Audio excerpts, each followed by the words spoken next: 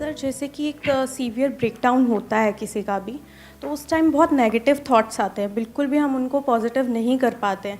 And ऊपर से ये गाने और आ जाते हैं, वो अपनी लाइफ से रिलेट हो जाते हैं, फिर बहुत प्रॉब्लम होती है इसमें। तो हम उस टाइम पॉजिटिविटी कहाँ से लाएं? तो मोर्चा निकाले हमारे सड़कों पे कि गाने वाने बंद करो। सर ऐसा करना पड़ेगा। ये प्रॉब्लम कितनों ने फेस करी है लाइफ में आप में से? कितनों ने आज तक फेस ही नहीं करी है? उनको पता ही नहीं है इमोशनल ब्रेकडाउन क्या होता है। तो बढ़िया चल रहा है। जिनका बढ़िया चलता है उन्हीं का बेकार होता है। जितना बढ़िया चलता है उतना ही बेकार होता है, याद रखना। इसी को इमोशनल ब्रेकडाउन बोलते हैं।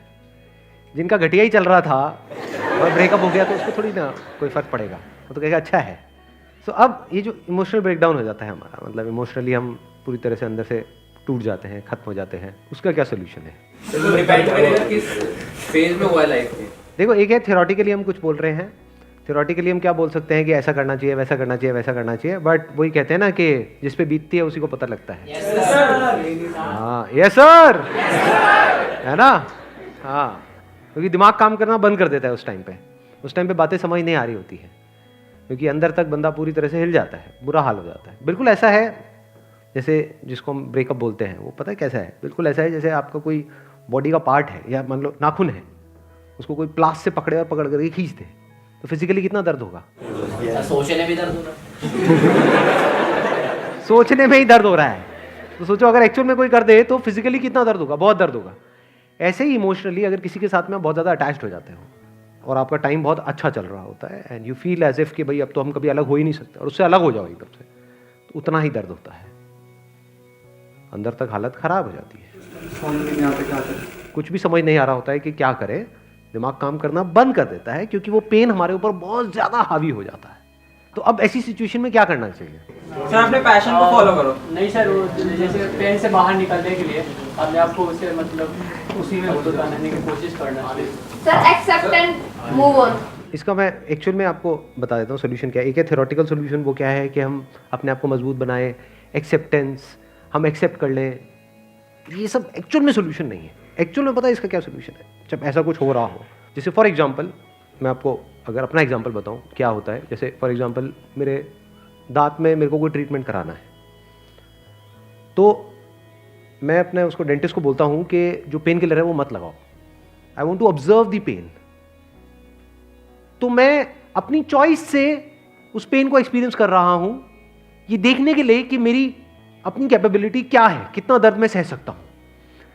तो don't run away from it. ये जो इमोशनली हमारी जो इतनी बुरी हालत है, इमोशनल ब्रेकडाउन है, if you try to suppress it, if you try to divert your attention from it, ये सब काम नहीं करेगा और कॉम्प्लिकेटेड होता चला जाएगा।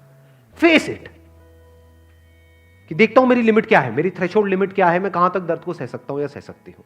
तो वहां से आपको एनर्जी मिल जाएगी।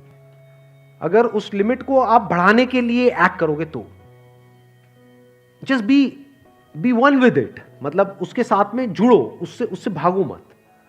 मतलब you are feeling bad, just be one with it, मतलब अपने आप को अंदर से बोलो आराम से अकेले में बैठ करके कि देखती हूं मेरे को कितना बुरा लग सकता है, I am not afraid, let me see कि मेरी लिमिट क्या है, मैं कहां तक सह सकती हूं, देखती हूं कि मैं मरती हूं या नहीं मरती हूं बिकॉज ऑफ दिस पेन, देखती हूं ये पेन मेरा क्या करता है, देखती हूं क्या थॉट्स आ सकते हैं मेरे माइंड में, किस लेवल का। रोको मत थॉट्स को, डोंट से कि नहीं मेरे को उसके बारे में नहीं सोचना है, सोचना है।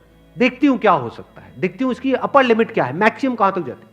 तो once you start pushing your limits, अब आप देखते हो तो कोई बड़ी बात नहीं है, आपको ये रियलाइज हो जाए अंदर से कि ये सब जो साइकोलॉजिकल लेवल पे जो होता है ना, एक है फिजिकल पेन जिसकी मैंने बात करी वो नाखून वाले की, उसमें तो एक्चुअल में दर्द होता है। ये जो साइकोलॉजिकल पेन है, this is subjective, this is not objective. दोनों में फर्क है। मतलब ऑब्जेक्टिव क्या है कि अगर नाखून किसी का भी उखड़ेगा तो उसको सबको दर्द होगा, कोई भी ऐसा नहीं है जिसको दर्द नहीं होगा। बट ये जो साइकोलॉजिकल पेन होता है, दिस इज सब्जेक्टिव, यानी ये डिपेंड करता है आपके ऊपर कि आप उसको किस तरह से देख रहे हो। उसी सिचुएशन में, एग्जैक्ट सिचुएशन में बहुत सारे लोग होते हैं जो बड़े आराम से मूव ऑन कर रहे होते हैं, कुछ होते हैं जो बहुत ही बुरी हालत जिनकी हो जाती है, कुछ है जो एक ठीक है मॉडरेशन में करके आगे बढ़ जाते हैं लाइफ में। So that all depends upon your willingness to face it. और जब पूरी तरह से once you are open for that psychological pain, तो धीरे धीरे जो साइकोलॉजिकल पेन है ये आपके ऊपर हावी होना बंद हो जाता है।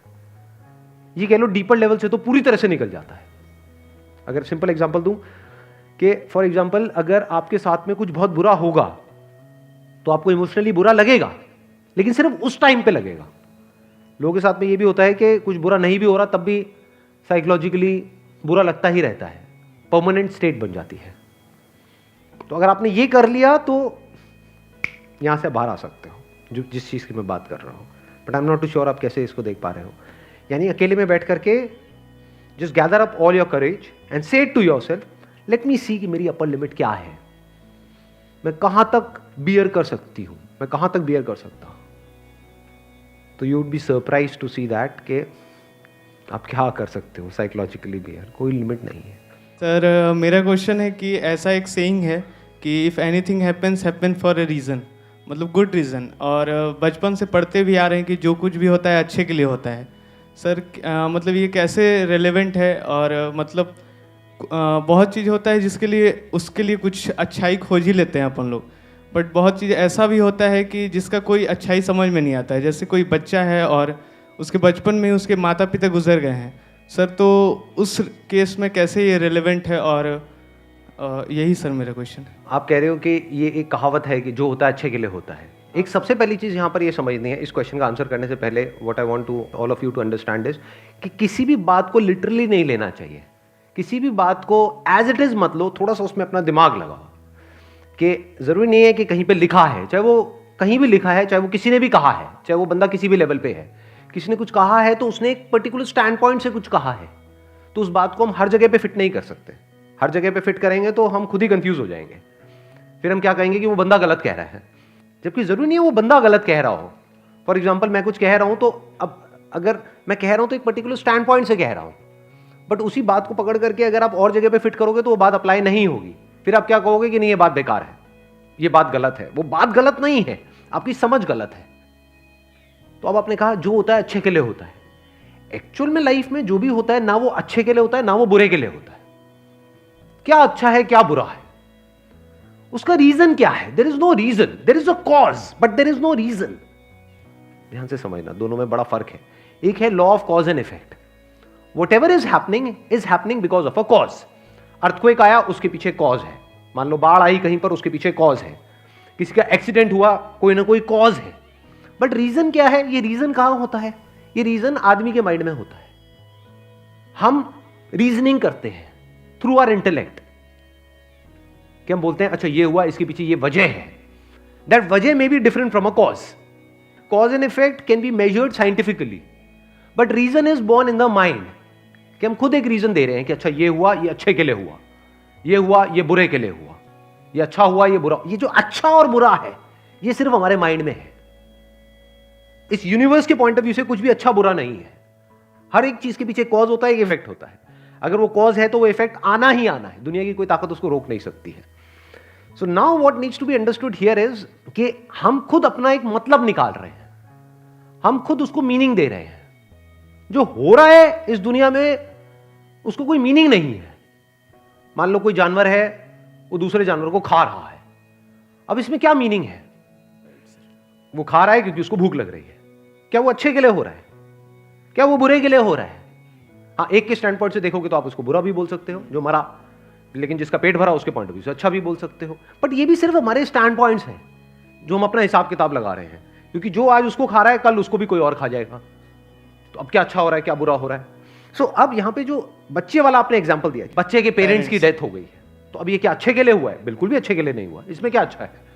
क्योंकि एक बच्चे के लिए माँ बाप का होना बहुत जरूरी है, क्योंकि एक माँ बाप से ज्यादा उस बच्चे की केयर कौन कर सकता है।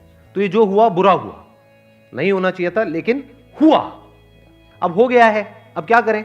अब उस बच्चे को क्या करना चाहिए? जिंदगी भर बस बैठ करके रोता रहे? नहीं, उसको क्या बोलना चाहिए? बहुत बुरा हुआ तेरे साथ में, तेरी क्लास में इतने सारे बच्चे और भी हैं, तेरे स्कूल में इतने सारे बच्चे और हैं, लेकिन किसी के साथ ऐसा नहीं हुआ, तेरे साथ में हुआ, तेरे साथ में बहुत बुरा हुआ। तो उस बच्चे की क्या हालत होगी? मेंटली उसकी कैसी कंडीशन हो जाएगी? और खराब। बेटर होगी या खराब होती चली जाएगी? खराब। और खराब होती चली जाएगी। दूसरी तरफ से अगर हम उस बच्चे को बोले कि देख जो तेरे साथ में हुआ वो अच्छा नहीं हुआ, लेकिन पास्ट में ऐसा और भी लोगों के साथ में हुआ था, जब हुआ उस वक्त बहुत बुरा लगा, लेकिन ये होने की वजह से देख आज वो बच्चे उन्होंने लाइफ में क्या क्या किया। मान लो ये है, ये है, ये है, ऐसे 10 लोग हैं, देख उन्होंने क्या किया, तो वो कर सकते हैं तो तू भी कर सकता है। अब क्या हो रहा है यहाँ पे हम क्या कर रहे हैं? इंस्पायर कर रहे हैं। उस बच्चे को एम्पावर कर रहे हैं। तो this statement can be used for empowering the other person.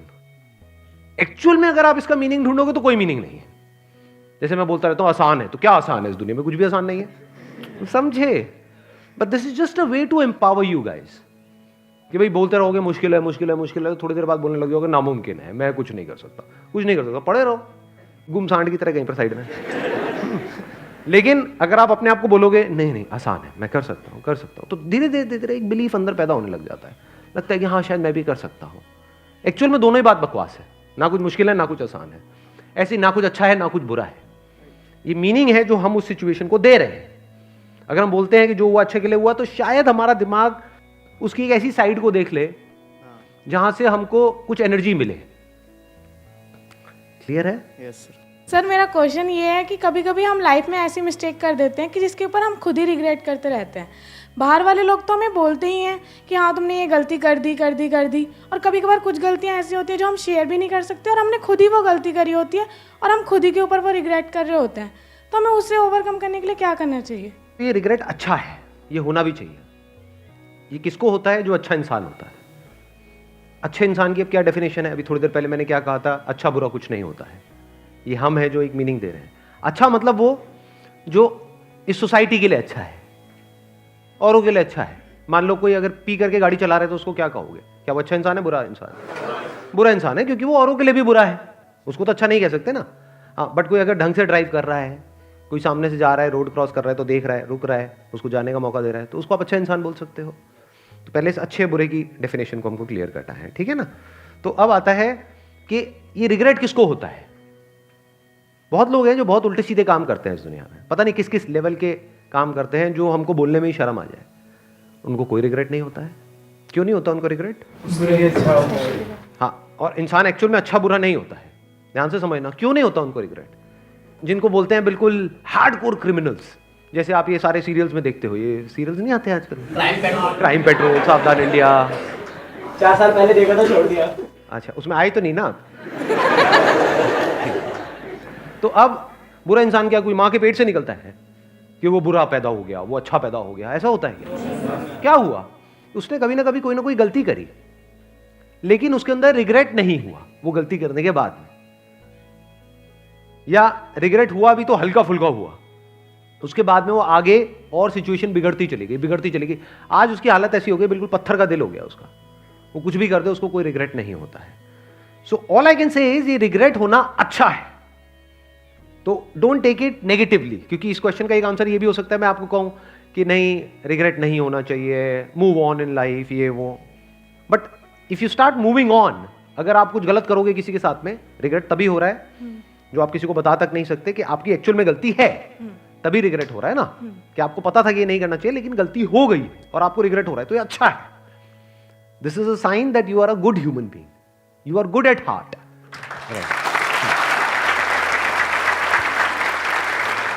तो इस रिग्रेट को फील करो रिग्रेट वहां पर जितना करना है करो, बट रिग्रेट करने के बाद में उस एक्सपीरियंस से कुछ सीख लो, ताकि वो गलती जो आपने करी पास्ट में वो दोबारा से ना करो। ठीक है? क्लियर है? Yes sir. चलो, Thank you. Please have a seat. Wish you all the best. Thank you so much for coming.